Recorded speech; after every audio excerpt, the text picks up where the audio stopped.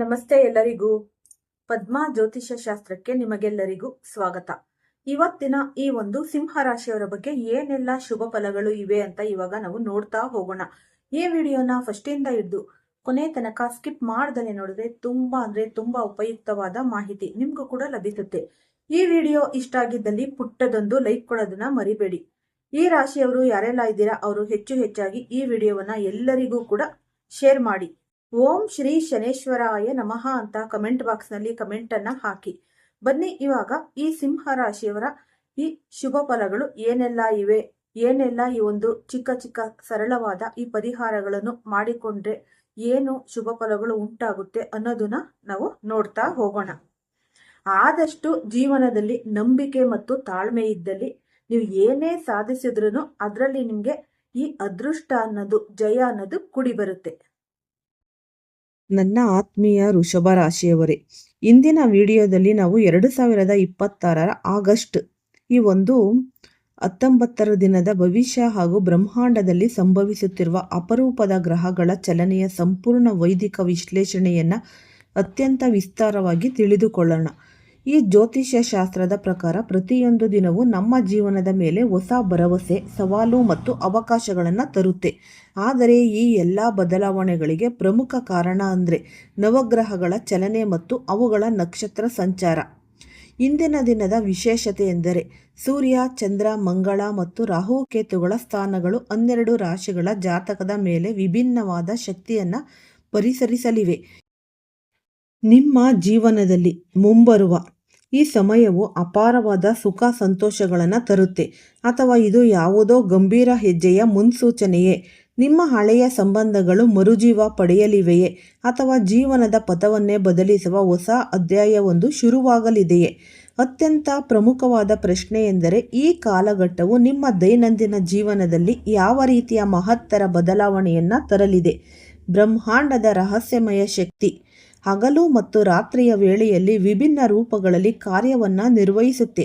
ಹಗಲಿನ ಸಮಯವು ಸೂರ್ಯನ ಪ್ರಖರ ಚೈತನ್ಯ ಹಾಗೂ ಸಕ್ರಿಯ ಶಕ್ತಿಯಿಂದ ತುಂಬಿದ್ದರೆ, ರಾತ್ರಿಯ ಸಮಯವು ಚಂದ್ರ ಮತ್ತು ನಕ್ಷತ್ರಗಳ ಗೂಢವಾದ ಆಧ್ಯಾತ್ಮಿಕ ಶಕ್ತಿಯಿಂದ ಆವೃತವಾಗಿರುತ್ತೆ. ರಾತ್ರಿಯ ನಿಶ್ಶಬ್ದತೆಯಲ್ಲಿ ಸಂಭವಿಸುವ ಅನುಭವಗಳು ಅಥವಾ ಮನಸ್ಸಿನಲ್ಲಿ ಮೂಡುವ ಆಲೋಚನೆಗಳು ಕೇವಲ ಕಾಕತಾಳೀಯವಲ್ಲ. ಅವು ಅನೇಕ ಬಾರಿ ನಕ್ಷತ್ರ ಮತ್ತು ಗ್ರಹಗಳ ಚಲನೆಯಿಂದ ನಮಗೆ ಸಿಗುವ ನೇರ ಸಂದೇಶಗಳು ಆಗಿರುತ್ತೆ. ನಿಮ್ಮ ಜಾತಕ ಹಾಗೂ ಬ್ರಹ್ಮಾಂಡದ ಸಂಕೇತಗಳನ್ನು ಆಳವಾಗಿ ಅಧ್ಯಯನ ಮಾಡಿದಾಗ ತಿಳಿದು ಬರುವುದೇನೆಂದರೆ, ಮುಂಬರುವ ಒಂದು ಪವಿತ್ರ ಹಾಗೂ ರಹಸ್ಯಮಯ ರಾತ್ರಿಯಲ್ಲಿ ನಿಮ್ಮ ಜೀವನದ ತೀರಾ ಹೊಸ ಅಧ್ಯಾಯವೊಂದು ಅನಾವರಣಗೊಳ್ಳುತ್ತೆ. ಈ ನೂತನ ಅಧ್ಯಾಯವು ಒಬ್ಬ ವಿಶೇಷ ಮಹಿಳೆಯ ಪ್ರವೇಶದೊಂದಿಗೆ ಪ್ರಾರಂಭವಾಗಲಿದೆ. ಈ ದೈವಿಕ ಸ್ತ್ರೀಯ ಹೆಸರು, ಹಿನ್ನೆಲೆ ಹಾಗೂ ಆಕೆಯ ಪ್ರವೇಶದ ಸಮಯದ ಕುರಿತು ಸಂಪೂರ್ಣ ಜ್ಯೋತಿಷ್ಯ ವಿಶ್ಲೇಷಣೆಯನ್ನು ನಾವು ತಿಳಿಯಲಿದ್ದೇವೆ. ನಿಮ್ಮ ಮನಸ್ಸಿನಲ್ಲಿ ಒಂದು ಪ್ರಶ್ನೆ ಮೂಡಬಹುದು: ಯಾರೀ ಮಹಿಳೆ? ಆಕೆಗೂ ನನಗೂ ಏನು ಸಂಬಂಧ? ಜ್ಯೋತಿಷ್ಯ ಶಾಸ್ತ್ರದ ಪ್ರಕಾರ ಇದು ಪ್ರಸ್ತುತ ಜನ್ಮದ ಸಾಧಾರಣ ಪರಿಚಯವಲ್ಲ. ಇದು ನಿಮ್ಮ ಈ ಪೂರ್ವಾಪರ ಜನ್ಮದ ಕರ್ಮಬಂಧ ಹಾಗೂ ಪೂರ್ಣಗೊಳ್ಳದ ದೈವಿಕ ಇಚ್ಛೆಯ ಫಲ. ನೀವು ಎಷ್ಟೇ ಪ್ರಯತ್ನಿಸಿದರೂ, ಆಕೆ ಎಷ್ಟೇ ದೂರದಲ್ಲಿದ್ದರೂ ಈ ಬಂಧವನ್ನು ತಡೆಯಲು ಸಾಧ್ಯವೇ ಇಲ್ಲ. ಏಕೆಂದರೆ ಬ್ರಹ್ಮಾಂಡವೇ ನಿಮ್ಮಿಬ್ಬರ ಮಿಲನಕ್ಕೆ ಸೂಕ್ತ ವಾತಾವರಣವನ್ನು ಸೃಷ್ಟಿಸುತ್ತೆ. ಈ ಮಿಲನವು ಕೇವಲ ವ್ಯಕ್ತಿಗತ ಸಂಬಂಧಕ್ಕೆ ಸೀಮಿತವಾಗಿರದೆ ನಿಮ್ಮ ಜೀವನದಲ್ಲಿದ್ದ ಸುದೀರ್ಘ ಕತ್ತಲೆಯನ್ನು ಓಡಿಸಿ ಐಶ್ವರ್ಯ, ನೆಮ್ಮದಿ ಹಾಗೂ ಸ್ಥಿರತೆಯನ್ನು ತರುತ್ತೆ. ಈ ಲಕ್ಷ್ಮೀ ಸ್ವರೂಪಿಯ ಪ್ರವೇಶ ಮತ್ತು ಪೂರ್ವಾಪರ ಕರ್ಮದ ಒಂದು ರಹಸ್ಯ. ಈ ದೈವಿಕ ಮಹಿಳೆಯು ನಿಮ್ಮ ಜೀವನದಲ್ಲಿ ಯಾವ ರೂಪದಲ್ಲಾದರೂ ಬರಬಹುದು. ಆಕೆ ನಿಮ್ಮ ಜೀವನ ಸಂಗಾತಿಯಾಗಿ, ಪ್ರೇಯಸಿಯಾಗಿ, ಆತ್ಮೀಯ ಮಿತ್ರರಾಗಿ ಅಥವಾ ನಿಮ್ಮ ವೃತ್ತಿ ಕ್ಷೇತ್ರದಲ್ಲಿ ಪ್ರಮುಖ ಮಾರ್ಗದರ್ಶಿಯಾಗಿ ಪ್ರವೇಶಿಸಬಹುದು. ಆದರೆ ಆಕೆಯ ಚರಣಗಳು ನಿಮ್ಮ ಜೀವನಕ್ಕೆ ಸ್ಪರ್ಶಿಸುತ್ತಿದ್ದಂತೆಯೇ ನಿಮ್ಮ ಭಾಗ್ಯದ ಬಾಗಿಲುಗಳು ಒಂದೊಂದಾಗಿ ತೆರೆದುಕೊಳ್ಳಲು ಪ್ರಾರಂಭಿಸುತ್ತೆ. ವರ್ಷಗಳಿಂದ ಅಡೆತಡೆಗಳನ್ನು ಎದುರಿಸುತ್ತಿದ್ದ ನಿಮ್ಮ ಪ್ರಮುಖ ಕೆಲಸಗಳು ಇದ್ದಕ್ಕಿದ್ದಂತೆ ಸುಸೂತ್ರವಾಗಿ ನೆರವೇರಲು ತೊಡಗುತ್ತೆ. ಮನೆಯಲ್ಲಿದ್ದ ದಾರಿದ್ರ್ಯ, ಮನಸ್ತಾಪ ಮತ್ತು ಮಾನಸಿಕ ಒತ್ತಡಗಳು ದೂರವಾಗಿ ಎಲ್ಲೆಡೆ ಮಂಗಳಕರ ವಾತಾವರಣ ನಿರ್ಮಾಣವಾಗುತ್ತೆ. ಅಪಾರವಾದ ಧನಲಾಭ, ವೃತ್ತಿಯಲ್ಲಿ ಉನ್ನತಿ ಹಾಗೂ ಸಮಾಜದಲ್ಲಿ ಗೌರವ ಪ್ರತಿಷ್ಠೆಗಳು ಹೆಚ್ಚಾಗುತ್ತೆ. ಈ ವೈದಿಕ ಜ್ಯೋತಿಷ್ಯದ ಪ್ರಕಾರ ಪ್ರತಿಯೊಬ್ಬ ಮನುಷ್ಯನ ಜೀವನದಲ್ಲೂ ಕೆಲವು ಜನ್ಮಾಂತರದ ಬಾಕಿ ಉಳಿದ ಕರ್ಮಗಳು ಇರುತ್ತವೆ. ಹಿಂದಿನ ಜನ್ಮದಲ್ಲಿ ಪೂರ್ಣಗೊಳ್ಳದ ಒಂದು ಪರಮ ಪವಿತ್ರ ಇಚ್ಛೆಯು ಈ ಜನ್ಮದಲ್ಲಿ ಈಕೆಯ ರೂಪದಲ್ಲಿ ನಿಮ್ಮನ್ನು ತಲುಪುತ್ತಿದೆ.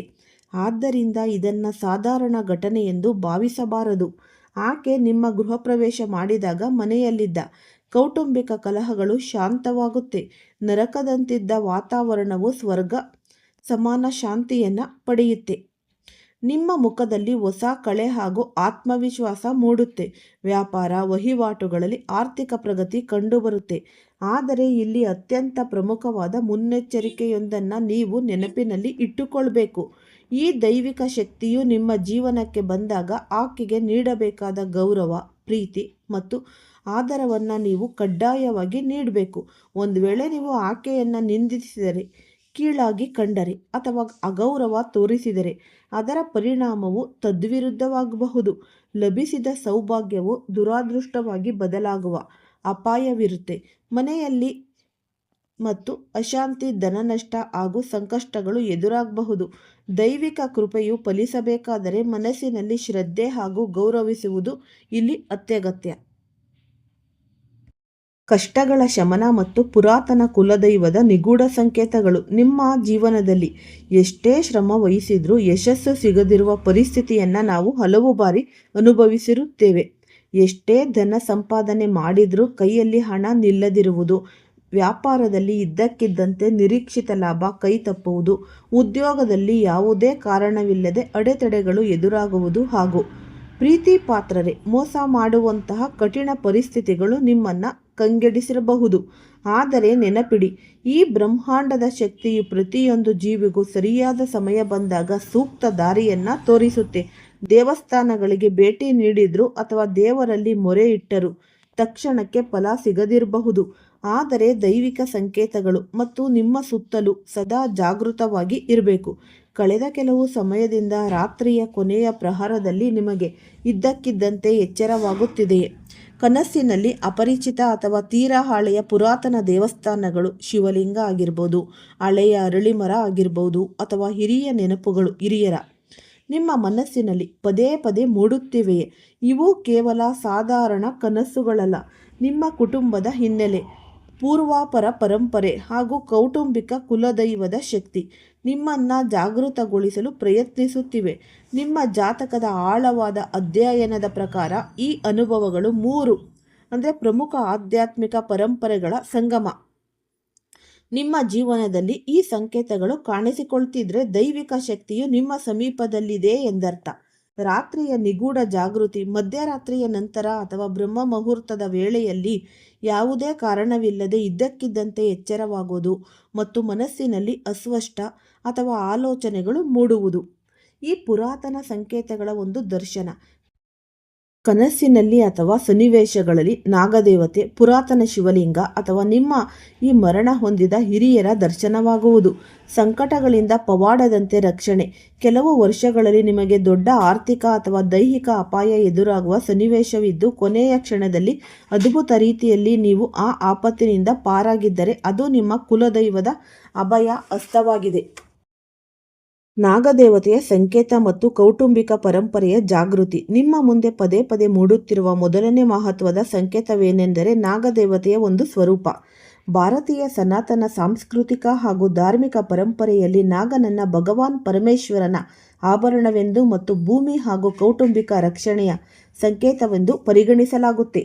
ಕನಸಿನಲ್ಲಿ, ಚಿತ್ರಗಳಲ್ಲಿ ಅಥವಾ ಕಥೆಗಳಲ್ಲಿ ನಾಗನ ಸಂಕೇತವು ನಿಮ್ಮ ಗಮನಕ್ಕೆ ಬರುತ್ತಿದ್ದರೆ ನಿಮ್ಮ ಕುಟುಂಬದಲ್ಲಿ ಕೈ ಬಿಟ್ಟು ಹೋದ ಯಾವುದೋ ಹಳೆಯ ಧಾರ್ಮಿಕ ಆಚರಣೆ ಅಥವಾ ನಾಗಪೂಜೆಯ ಪರಂಪರೆಯನ್ನು ನೀವು ನೆನಪಿಸಿಕೊಳ್ಳಬೇಕಾಗಿದೆ. ನಿಮ್ಮ ಹಿರಿಯರು, ಅಜ್ಜ ಅಜ್ಜಿಯಂದಿರು ಕಾಲದಲ್ಲಿ ನಡೆಸಿಕೊಂಡು ಬರುತ್ತಿದ್ದ ಕುಲದೈವದ ಪೂಜೆ ಅಥವಾ ವಿಶೇಷ ಶಿವಾರಾಧನೆಯನ್ನು ಪ್ರಸ್ತುತ ದಿನಗಳಲ್ಲಿ ತಡೆಹಿಡಿಯಲಾಗಿದೆಯೇ ಎಂದು ಒಮ್ಮೆ ನೀವು ಆಲೋಚಿಸಿ. ಇಲ್ಲಿ ಒಂದು ಪ್ರಮುಖ ಪ್ರಾಯೋಗಿಕ ಹಾಗೂ ಧಾರ್ಮಿಕ ಮುನ್ನೆಚ್ಚರಿಕೆಯನ್ನು ಗಮನಿಸಬೇಕು. ನಿಜ ಜೀವನದಲ್ಲಿ ಸರ್ಪಗಳು ಕಂಡುಬಂದರೆ ಈ ಶ್ರದ್ಧೆಯ ಹೆಸರಿನಲ್ಲಿ ಅವುಗಳನ್ನು ಹಿಡಿಯಲು ಅಥವಾ ಹತ್ತಿರ ಹೋಗಲು ಸಾಹಸ ಮಾಡಬಾರದು. ಸುರಕ್ಷಿತ ಅಂತರವನ್ನು ಕಾಯ್ದುಕೊಳ್ಳುವುದು ಹಾಗೂ ಪ್ರಕೃತಿಯ ನಿಯಮವನ್ನು ಗೌರವಿಸುವುದು ಅತ್ಯಗತ್ಯ. ಆದರೆ ಸಾಂಕೇತಿಕವಾಗಿ ಮೂಡುವ ಈ ಒಂದು ದರ್ಶನವು ನಿಮ್ಮ ಆತ್ಮಕ್ಕೆ ಹಾಗೂ ಮನಸ್ಸಿಗೆ ನಿಮ್ಮ ಕೌಟುಂಬಿಕ ಮೂಲವನ್ನು ಹುಡುಕಲು ನೀಡುತ್ತಿರುವ ಒಂದು ದೈವಿಕ ಸೂಚನೆಯಾಗಿದೆ. ಈ ದೈವಿಕ ಶಕ್ತಿಯು ನಿಮ್ಮಿಂದ ಯಾವುದೇ ಕಠಿಣವಾದ ಧನಕನಕಗಳನ್ನಾಗಲಿ ಅಥವಾ ಸಂಕೀರ್ಣವಾದ ಯಜ್ಞ ಯಾಗಾದಿಗಳನ್ನಾಗಲಿ ಬಯಸುತ್ತಿಲ್ಲ. ಬದಲಾಗಿ 4 ಸರಳ ಮತ್ತು ಪವಿತ್ರವಾದ ಜವಾಬ್ದಾರಿಗಳನ್ನು ಅಪೇಕ್ಷಿಸುತ್ತಿದೆ. ಈ ಪ್ರಥಮ ಕರ್ತವ್ಯ ಅಂದರೆ ಮನೆಯ ಹಿರಿಯರು ಮತ್ತು ಸ್ತ್ರೀಯರಿಗೆ ಗೌರವ ನೀಡಿ. ದ್ವಿತೀಯ ಕರ್ತವ್ಯ ಮನೆಯಲ್ಲಿ ಧರ್ಮ, ಸತ್ಯ ಮತ್ತು ನೆಮ್ಮದಿಯ ವಾತಾವರಣವನ್ನು ಕಾಪಾಡಿಕೊಳ್ಳಿ. ತೃತೀಯ ಕರ್ತವ್ಯ ಪಿತೃದೇವತೆಗಳ ಹಾಗೂ ಕುಲದೈವದ ಸ್ಮರಣೆಯನ್ನು ಸದಾ ಮನಸ್ಸಿನಲ್ಲಿ ಇಡಿ. ಈ ಚತುರ್ಥ ಕರ್ತವ್ಯ ನಿಮ್ಮ ಜೀವನದಲ್ಲಿ ಪ್ರವೇಶಿಸುವ ದೈವಿಕ ಕೃಪೆಯನ್ನು ಅಥವಾ ವ್ಯಕ್ತಿಯನ್ನು ಪೂರ್ಣ ಶ್ರದ್ಧೆಯಿಂದ ಸ್ವೀಕರಿಸುವುದು. ನೀವು ಈ ಒಂದು ಆಧ್ಯಾತ್ಮಿಕ ನಿಯಮಗಳನ್ನು ಪಾಲಿಸಿದಾಗ ಮುಂಬರುವ 48 ಗಂಟೆಗಳ ಅವಧಿಯಲ್ಲಿ ನಿಮ್ಮ ಜೀವನದಲ್ಲಿ ಶುಭವಾರ್ತೆ ಹಾಗೂ ಹೊಸ ಭರವಸೆಯ ಕಿರಣಗಳು ಮೂಡಲಿವೆ. ಜನ್ಮಾಂತರದ ಭಾಗ್ಯೋದಯ ಮತ್ತು ಜೀವನದ ಹೊಸ ತಿರುವು. ಜೀವನದಲ್ಲಿ ಅತ್ಯಂತ ಕಠಿಣವಾದ ಹಂತಗಳನ್ನು ದಾಟಿ ಬಂದ ನಂತರ ಬ್ರಹ್ಮಾಂಡವು ತನ್ನ ಆಶೀರ್ವಾದದ ಬಾಗಿಲನ್ನು ತೆರೆಯುವ ಸಮಯ ಹತ್ತಿರ ಬಂದಾಯಿತು. ಇಷ್ಟು ದಿನಗಳ ಕಾಲ ನೀವು ಅನುಭವಿಸಿದ ಪ್ರತಿಯೊಂದು ಕಷ್ಟ ಆಗಿರ್ಬೋದು, ನಿರಾಸೆ ಮತ್ತು ಕಣ್ಣೀರಿಗೆ ಈಗ ದೈವಿಕ ನ್ಯಾಯ ದೊರೆಯುವ ಕಾಲ ಬಂದಾಯಿತು. ನಿಮ್ಮ ಜಾತಕದಲ್ಲಿರುವ ನಕ್ಷತ್ರಗಳ ಚಲನೆ ಸೂಚಿಸುವಂತೆ ಈ ಭಾಗ್ಯೋದಯವು ಒಬ್ಬ ಅಪೂರ್ವ ಸ್ತ್ರೀಯ ಪ್ರವೇಶದೊಂದಿಗೆ ಪರಿಪೂರ್ಣಗೊಳ್ಳಲಿದೆ. ಈ ಮಹಿಳೆಯು ನಿಮ್ಮ ಬದುಕಿಗೆ ಕಾಲಿಡುತ್ತಿದ್ದಂತೆ ನಿಮ್ಮ ಮನೆಯ ವಾತಾವರಣದಲ್ಲಿ ಅದ್ಭುತವಾದ ಧನಾತ್ಮಕ ಬದಲಾವಣೆಗಳು ಕಂಡುಬರುತ್ತೆ. ಆಕೆಯ ಆಗಮನವು ಕೇವಲ ವ್ಯಕ್ತಿಗತ ಸೌಹಾರ್ದತೆಗೆ ಸೀಮಿತವಾಗಿರದೆ ನಿಮ್ಮ ಆರ್ಥಿಕ ಮತ್ತು ಸಾಂಸಾರಿಕ ರಂಗಗಳಲ್ಲಿ ಮಹತ್ತರವಾದ ಪ್ರಗತಿಯನ್ನು ತರಲಿದೆ. ಆರ್ಥಿಕ ದಾರಿದ್ರ್ಯದ ಒಂದು ಅಂತ್ಯ. ವರ್ಷಗಳಿಂದ ಕೈಗೂಡದೆ ಬಾಕಿ ಉಳಿದಿದ್ದ ಸಾಲಗಳ ವಿಲೇವಾರಿ ಹಾಗೂ ಹೊಸ ಆದಾಯದ ಮಾರ್ಗಗಳು ತೆರೆದುಕೊಳ್ಳಲಿದೆ. ಸಾಮಾಜಿಕ ಗೌರವ ಮತ್ತು ಪ್ರತಿಷ್ಠೆ. ವೃತ್ತಿ ಕ್ಷೇತ್ರದಲ್ಲಿ ಹಾಗೂ ಸಮಾಜದಲ್ಲಿ ನಿಮಗಿದ್ದ ಅಪಚಾರ ಅಥವಾ ನೆಮ್ಮದಿಯ ಅಭಾವ ದೂರವಾಗಿ ನಿಮ್ಮ ಮಾತಿಗೆ ಸೂಕ್ತ ಮೌಲ್ಯ ಸಿಗುತ್ತೆ. ಈ ಕೌಟುಂಬಿಕ ಶಾಂತಿ. ಮನೆಯಲ್ಲಿದ್ದ ಅನಗತ್ಯ ಕಲಹಗಳು, ಸಂಶಯಗಳು ಹಾಗೂ ವಿಕಾರಗಳು ಶಾಂತವಾಗಿ ಪ್ರೀತಿ ಮತ್ತು ಸೌಹಾರ್ದತೆಯ ಹೊಸ ಹೂಮಳೆ ಸುರಿಯಲಿದೆ. ಈ ಸ್ತ್ರೀಯು ನಿಮ್ಮ ಜೀವನದ ಪ್ರತಿಯೊಂದು ಕಷ್ಟದಲ್ಲೂ ಬೆನ್ನೆಲುಬಾಗಿ ನಿಂತು ಸದಾ ನಿಮ್ಮ ಏಳಿಗೆಯನ್ನು ಬಯಸುವ ಧರ್ಮಪತ್ನಿಯಾಗಿ, ಪ್ರೇಮಿಯಾಗಿ ಅಥವಾ ಪರಮ ಹಿತೈಷಿಯಾಗಿ ಜೊತೆಯಾಗಲಿದ್ದಾಳೆ. ಈ ಮಿಲನವನ್ನು ಸಾಧಾರಣ ಘಟನೆ ಎಂದು ಭಾವಿಸದೆ ಶ್ರೀಕೃಷ್ಣನ ಹಾಗೂ ನಿಮ್ಮ ಇಷ್ಟ ದೈವದ ಕೃಪೆಯೆಂದು ಶ್ರದ್ಧೆಯಿಂದ ಸ್ವೀಕರಿಸಿ. ನಿಮ್ಮ ಮನಸ್ಸಿನಲ್ಲಿ ಸದಾ ಧರ್ಮ, ಸತ್ಯ ಮತ್ತು ದೈವಿಕ ನಂಬಿಕೆ ಇರಲಿ. ಜೈ ಶ್ರೀಕೃಷ್ಣ ಅಥವಾ ನಿಮ್ಮ ಇಷ್ಟ ದೈವದ ನಾಮಸ್ಮರಣೆಯೊಂದಿಗೆ ನಿಮ್ಮ ಮುಂದಿನ ದಿನಗಳನ್ನು ಆರಂಭಿಸಿ. ಬ್ರಹ್ಮಾಂಡದ ಈ ಮಹಾ ಬದಲಾವಣೆಯು ನಿಮ್ಮ ಬಾಳಿನಲ್ಲಿ ಎಂದೆಂದಿಗೂ ಈ ಮಾಸದ ಸುಖ, ಶಾಂತಿ ಮತ್ತು ಅಖಂಡ ಐಶ್ವರ್ಯವನ್ನು ತಂದು ಕೊಡುತ್ತೆ. ವೈದಿಕ ಜ್ಯೋತಿಷ್ಯ ಶಾಸ್ತ್ರದ ದಿವ್ಯ ನಿಯಮಗಳ ಪ್ರಕಾರ ಯಾವುದೇ ರಾಶಿಯ ಮೇಲೆ ನವಗ್ರಹಗಳ ಸಂಚಾರವು ಆ ರಾಶಿಯ ವ್ಯಕ್ತಿಗಳ ಜೀವನದಲ್ಲಿ ಅಪಾರವಾದ ಪರಿಣಾಮಗಳನ್ನು ಉಂಟು ಮಾಡುತ್ತೆ. ಈ ಬಾರಿಯ ಸೆಪ್ಟೆಂಬರ್ ತಿಂಗಳು ಸಿಂಹ ರಾಶಿಯ ಜಾತಕದವರಿಗೆ ಅತ್ಯಂತ ವಿಶೇಷವಾದ ಹಾಗೂ ಪ್ರಭಾವಶಾಲಿಯಾದ ತಿಂಗಳು. ನಿಮ್ಮ ರಾಶ್ಯಾಧಿಪತಿಯಾದ ಸೂರ್ಯದೇವನು ಬುದ್ಧಿಕಾರಕ ಬುಧ ಮತ್ತು ಛಾಯಾಗ್ರಹ ಕೇತುವಿನೊಂದಿಗೆ ನಿಮ್ಮ ಸ್ವಂತ ರಾಶಿಯಲ್ಲೇ ಮೈತ್ರಿ ಸಾಧಿಸಿ ಸಿಂಹ ರಾಶಿಯಲ್ಲಿ ವಿರಾಜಮಾನನಾಗಿದ್ದಾನೆ. ಈ ಗ್ರಹಗಳ ಸಂಯೋಜನೆಯು ಅತ್ಯಂತ ಶಕ್ತಿಶಾಲಿ ಬಂಧು ಮಿತ್ರ ಬುಧಾದಿತ್ಯ ರಾಜಯೋಗ ಹಾಗೂ ಸೂರ್ಯ ಬುಧ ಯೋಗಗಳನ್ನು ಉಂಟು ಮಾಡುತ್ತೆ. ಈ ಮಹತ್ತರ ಜ್ಯೋತಿಷ ಬದಲಾವಣೆಯಿಂದಾಗಿ ನಿಮ್ಮ ಜೀವನದಲ್ಲಿ ಈ ತಿಂಗಳು ರಾಜಯೋಗಕ್ಕೆ ಸಮಾನವಾದ ಅಪೂರ್ವ ಅನುಭವಗಳು, ಉನ್ನತ ಸ್ಥಾನಮಾನ ಹಾಗೂ ಅಭೂತಪೂರ್ವ ಸಫಲತೆಗಳು ಒದಗಿ ಬರುತ್ತೆ. ನಿಮ್ಮ ಜನ್ಮನಾಮ ಅಥವಾ ವ್ಯಾವಹಾರಿಕ ನಾಮವು ಸಿಂಹ ರಾಶಿಯ ಅಡಿಯಲ್ಲಿ ಬರುವುದರಲ್ಲಿ ಈ ಮಕ, ಪೂರ್ವ ಪಾಲ್ಗುಣಿ ಹಾಗೂ ಉತ್ತರ ಪಾಲ್ಗುಣಿ 1ನೇ ಪಾದ. ಈ ವಿಸ್ತೃತ ಗ್ರಹಚಾರ ವಿಶ್ಲೇಷಣೆಯು ನಿಮಗಾಗಿ ಸಂಪೂರ್ಣವಾಗಿ ಮೀಸಲಾಗಿದೆ. ಗ್ರಹಗಳ ಈ ಒಂದು ತಿಂಗಳ ಗೋಚಾರ ಸ್ಥಿತಿಯನ್ನು ಸೂಕ್ಷ್ಮವಾಗಿ ಅವಲೋಕಿಸಿದಾಗ ನಮಗೆ ಈ ಒಂದು ಚಿತ್ರಣ ದೊರೆಯಿತು. ಈ ಪ್ರಥಮ ಭಾವ ಲಗ್ನ ರಾಶಿ. ನಿಮ್ಮ ರಾಶ್ಯಾಧಿಪತಿ ಸೂರ್ಯಗ್ರಹಗಳ ಯುವರಾಜ ಬುಧ ಹಾಗೂ ಮೋಕ್ಷಕಾರಕ ಕೇತು ಈ 3 ಗ್ರಹಗಳು ನಿಮ್ಮ ರಾಶಿಯಲ್ಲೇ ಸ್ಥಿತವಾಗಿವೆ. ದ್ವಿತೀಯ ಭಾವ ಧನ ಹಾಗೂ ಕುಟುಂಬ ಸ್ಥಾನ. ಈ ಕಲಾಕಾರಕ ಹಾಗೂ ವೈಭವದ ಅಧಿಪತಿಯಾದ ಶುಕ್ರನು ಕನ್ಯಾ ರಾಶಿಯಲ್ಲಿ ದ್ವಿತೀಯ ಭಾವದಲ್ಲಿ ಸ್ಥಿತನಾಗಿದ್ದಾನೆ. ಸಪ್ತಮ ಭಾವ ಈ ಕಳತ್ರ ಹಾಗೂ ಪಾಲುದಾರಿಕೆಯ ಒಂದು ಸ್ಥಾನ. ರಾಹು ಗ್ರಹವು ಕುಂಭ ರಾಶಿಯಲ್ಲಿ ಸಪ್ತಮ ಭಾವದಲ್ಲಿ ಸಂಚರಿಸುತ್ತಿದ್ದಾನೆ. ಅಷ್ಟಮ ಭಾವ ಆಯುಷ್ಯ ಹಾಗೂ ಸಂಕಟ ಸ್ಥಾನ. ನ್ಯಾಯಾಧಿಪತಿ ಶನಿದೇವನು ಮೀನ ರಾಶಿಯಲ್ಲಿ ಅಷ್ಟಮ ಭಾವದಲ್ಲಿ ವಕ್ರಿಯಾಗಿದ್ದಾನೆ. ಈ ನವಮ ಭಾವ ಭಾಗ್ಯ ಹಾಗೂ ಧರ್ಮಸ್ಥಾನ. ಚಂದ್ರದೇವನು ನಿಮ್ಮ ಭಾಗ್ಯ ಭಾವವಾದ ನವಮ ಸ್ಥಾನದಲ್ಲಿ ವಿರಾಜಮಾನನಾಗಿದ್ದಾನೆ. ಪರಾಕ್ರಮಕಾರಕ ಮಂಗಳನು ಮಿಥುನ ರಾಶಿಯಲ್ಲಿ ಲಾಭಸ್ಥಾನದಲ್ಲಿ ಸಂಚರಿಸುತ್ತಿದ್ದಾನೆ. ಈ ದೇವಗುರು ಬೃಹಸ್ಪತಿ ಗ್ರಹವು ಕರ್ಕಾಟಕ ರಾಶಿಯಲ್ಲಿ ಉಚ್ಚಸ್ಥಾನದಲ್ಲಿ ವ್ಯಯಭಾವದಲ್ಲಿ ಕುಳಿತಿರುವುದು. ಈ ನಿಮ್ಮ ರಾಶಿಯಲ್ಲಿ ಸೂರ್ಯ ಮತ್ತು ಬುಧ ಗ್ರಹಗಳ ಅಪೂರ್ವ ಸಂಯೋಜನೆಯಿಂದ ಬುಧಾದಿತ್ಯ ಯೋಗ ನಿರ್ಮಾಣವಾಗುತ್ತಿದೆ. ಸೂರ್ಯನು ಆಡಳಿತ ಶಕ್ತಿ ಮತ್ತು ತೇಜಸ್ಸಿನ ಸಂಕೇತ. ಬುಧನು ತಾರ್ಕಿಕ ಆಲೋಚನೆ, ರಾಜತಾಂತ್ರಿಕತೆ ಮತ್ತು ಕೌಶಲ್ಯದ ಒಂದು ಸಂಕೇತ. ಹಾಗಾಗಿ ನಿಮ್ಮ ಉದ್ಯೋಗ ಅಥವಾ ಕಾರ್ಯಕ್ಷೇತ್ರದಲ್ಲಿ ನಿಮಗೆ ಇದ್ದಕ್ಕಿದ್ದಂತೆ ಉನ್ನತ ಜವಾಬ್ದಾರಿ ಅಥವಾ ತಾತ್ಕಾಲಿಕ ಅಧಿಕಾರ ದೊರೆಯುವ ಸಾಧ್ಯತೆ ಇದೆ. ಅಂದರೆ ಉದಾಹರಣೆಗೆ, ನಿಮ್ಮ ಹಿರಿಯ ಅಧಿಕಾರಿಗಳು ಈ ರಜೆಯ ಮೇಲಿದ್ದಾಗ ಅಥವಾ ಬೇರೆಡೆಗೆ ಪ್ರಯಾಣ ಬೆಳೆಸಿದಾಗ ಸಂಸ್ಥೆಯು ಸಂಪೂರ್ಣ ಆಡಳಿತಾತ್ಮಕ ಜವಾಬ್ದಾರಿ ನಿಮ್ಮ ಹೆಗಲೇರಿ ಇರುತ್ತೆ. ಈ ಸಮಯದಲ್ಲಿ ನಿಮ್ಮ ನಿರ್ಧಾರ ತೆಗೆದುಕೊಳ್ಳುವ ಕ್ಷಮತೆ ಮತ್ತು ಕೆಲಸ ಮಾಡುವ ಶೈಲಿ ಎಲ್ಲರ ಮೆಚ್ಚುಗೆಗೆ ಪಾತ್ರವಾಗುತ್ತೆ. ಕಚೇರಿಯಲ್ಲಿ ನಿಮ್ಮ ಪ್ರಭಾವ ಹೆಚ್ಚಾಗಲಿದ್ದು ರಾಜನಂತೆ ಆಳುವ ಕ್ಷಣಗಳು ನೀವು ಅನುಭವಿಸುವಿರಿ. ಈ ಸೂರ್ಯ ಬಲವಾದ ಸ್ಥಿತಿಯಿಂದಾಗಿ ನಿಮ್ಮ ದೇಹದಲ್ಲಿ ಹೊಸ ಚೈತನ್ಯ ಮತ್ತು ಉತ್ಸಾಹ ಮೂಡುತ್ತೆ. ಹಳೆಯ ದೀರ್ಘಕಾಲದ ದೈಹಿಕ ಆಯಾಸ ಅಥವಾ ಸಣ್ಣ ಪುಟ್ಟ ಕಾಯಿಲೆಗಳು ದೂರವಾಗಿ ಅತ್ಯುತ್ತಮ ದೈಹಿಕ ಆರೋಗ್ಯ ನಿಮ್ಮದಾಗುತ್ತೆ. ಈ ದ್ವಿತೀಯ ಭಾವದ ಶುಕ್ರ ಹಾಗೂ ಪ್ರಭಾವಿ ವ್ಯಕ್ತಿಗಳಿಂದ ಧನಲಾಭ.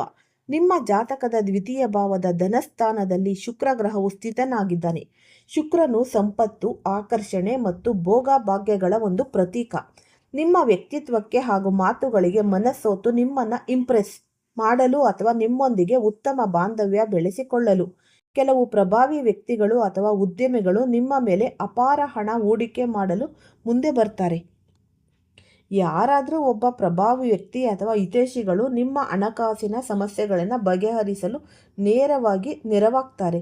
ನಿಮ್ಮ ಹೆಗಲ ಮೇಲಿದ್ದ ಸಾಲದ ಹೊರೆಯನ್ನು ಕಡಿಮೆ ಮಾಡ್ತಾರೆ. ಅವರು ಉಡುಗೊರೆಗಳ ರೂಪದಲ್ಲೋ ಅಥವಾ ಧನ ಸಹಾಯದ ರೂಪದಲ್ಲೋ ಬೆಂಬಲವನ್ನು ನಿಮಗೆ ನೀಡ್ತಾರೆ. ಈ ಸುಂದರ ಉಡುಗೊರೆಗಳು, ಮೌಲ್ಯಯುತ ವಸ್ತುಗಳು ಅಥವಾ ಆಸ್ತಿ ಸಂಬಂಧಿತ ಲಾಭಗಳು ಈ ತಿಂಗಳು ನಿಮಗೆ ಕಾಯುತ್ತಿವೆ. ಆರ್ಥಿಕ ದೃಷ್ಟಿಯಿಂದ ಸೆಪ್ಟೆಂಬರ್ ತಿಂಗಳು ಅತ್ಯಂತ ಬಲವಾದ ಮತ್ತು ನೆಮ್ಮದಿದಾಯಕ ಸ್ಥಿತಿಯನ್ನು ತಂದುಕೊಡುತ್ತೆ. ಈ ಮಂಗಳನು ನಿಮ್ಮ ಜಾತಕದ ಲಾಭಸ್ಥಾನದಲ್ಲಿದ್ದರೂ ಆತ ತನ್ನ ಶತ್ರು ರಾಶಿಯಾದ ಮಿಥುನ ರಾಶಿಯಲ್ಲಿ ಇರುವುದು ಅಷ್ಟೇ ಅಲ್ಲದೆ ಈ ಕುಟುಂಬ ಸ್ಥಾನದ ಮೇಲಿನ ಇತರ ಗ್ರಹಗಳ ದೃಷ್ಟಿಯಿಂದಾಗಿ ಗೃಹ ವಾತಾವರಣದಲ್ಲಿ ಕೆಲವು ಏರಿಳಿತಗಳು ಕೂಡ ಕಂಡುಬರುತ್ತೆ. ಈ ಸಹೋದರ ಸಹೋದರಿಯರೊಂದಿಗೆ ಭಿನ್ನಾಭಿಪ್ರಾಯ ಮೂಡೋದು, ಕುಟುಂಬದಲ್ಲಿ ಒಡ ಹುಟ್ಟಿದವರೊಂದಿಗೆ ಅಥವಾ ಹತ್ತಿರದ ಸಂಬಂಧಿಗಳೊಂದಿಗೆ ಸಣ್ಣ ವಿಷಯಗಳಿಗೂ ಜಗಳ ಅಥವಾ ತರ್ಕ ವಿತರ್ಕಗಳು ಏರ್ಪಾಡಾಗಬಹುದು. ಆದಷ್ಟು ನೀವು ಈ ಮನೆಯ ವೆಚ್ಚಗಳು ತೀವ್ರವಾಗಿ ಹೆಚ್ಚಾಗುತ್ತೆ. ನೀವು ನೋಡಿ ಖರ್ಚು ಮಾಡಿ ಮತ್ತು ಹೆಜ್ಜೆಯನ್ನು ಮುಂಜಾಗ್ರತೆಯಿಂದ ಮುನ್ನೆಚ್ಚರಿಕೆಯಿಂದ ಇಡಿ. ಈ ಸಿಂಹ ರಾಶಿ ಅಂದ್ರೇನೆ ಇವ್ರದ್ದು ಒಂದು ನಾಯಕತ್ವದ ಗುಣ. ಇವರು ಗಾಂಭೀರ್ಯ ಅನ್ನೋದು ಇವರು ಹುಟ್ಟದಾಗ್ಲಿಂದನೇ ಬಂದಿರೋದು. ಹಾಗಾಗಿ ಇವರು ಎಂಥದ್ದೇ ಒಂದು ಕಷ್ಟ ಕಾರ್ಪಣ್ಯಗಳು ಬಂದ್ರು ಅದನ್ನೆಲ್ಲ ಹೇಗೆ ಸರಿಪಡಿಸ್ಕೋಬೇಕು ಅನ್ನೋದು, ಇವ್ರಿಗೆ ತಾಳ್ಮೆಯಿಂದ ನಿಭಾಯಿಸ್ಬೇಕು ಅನ್ನೋದು ಇವ್ರಿಗೆ ತುಂಬಾ ಚೆನ್ನಾಗಿ ಗೊತ್ತಿರುತ್ತೆ. ಆದಷ್ಟು ಇವ್ರು ಯಾರೇ ಒಬ್ರು ಈ ಒಂದು ಕಷ್ಟ ಅಂತ ಅವ್ರ ಕಣ್ಮುಂದೆ ಹೇಳಿದಾಗ ಇವರು ಫಸ್ಟ್ ಓಡೋಗೋದೆ ಈ ಸಿಂಹ ರಾಶಿಯವರು, ಹೆಲ್ಪ್ ಮಾಡೋದಿಕ್ಕೆ, ಸಹಾಯ ಮಾಡಲಿಕ್ಕೆ. ಹಾಗಾಗಿ ಆದಷ್ಟು ಇವರು ಹಾಕಿದ ಕಣ್ಣೀರುಗಳಿಗೆ, ಅವಮಾನಗಳಿಗೆ ಇವ್ರು ಎಷ್ಟೋ ರಾತ್ರಿಗಳು ನಿದ್ದೆ ಇಲ್ಲದೆ ಕಣ್ಣೀರು ಹಾಕಿದ್ದೀರಾ ಅಲ್ವಾ. ಹಾಗಾಗಿ ಅದಕ್ಕೆಲ್ಲ ಈಗ ಈ ಶನಿದೇವರು ನಿಮಗೆ ಈ ಒಂದು ಒಳ್ಳೆ ಶುಭ ಫಲಗಳನ್ನೇ ನೀಡ್ತಾ ಇದ್ದಾನೆ. ನೀವು ಪಟ್ಟಿದ ಕಷ್ಟಕ್ಕೂ ಒಂದು ಒಳ್ಳೆ ಪ್ರತಿಫಲ ಅನ್ನೋದು ಸಿಗ್ತಾ ಇದೆ. ಎಲ್ಲರಿಗೂ ಕೂಡ ತುಂಬಾನೇ ಅದೃಷ್ಟ ಅನ್ನೋದು ಸಿಂಹರಾಶಿಯವರಿಗೆ ಕೂಡಿ ಬರ್ತಾ ಇದೆ. ಸರ್ವೇ ಜನ ಸುಖಿನೋ ಭವಂತು. ಎಲ್ಲರಿಗೂ ಧನ್ಯವಾದಗಳು.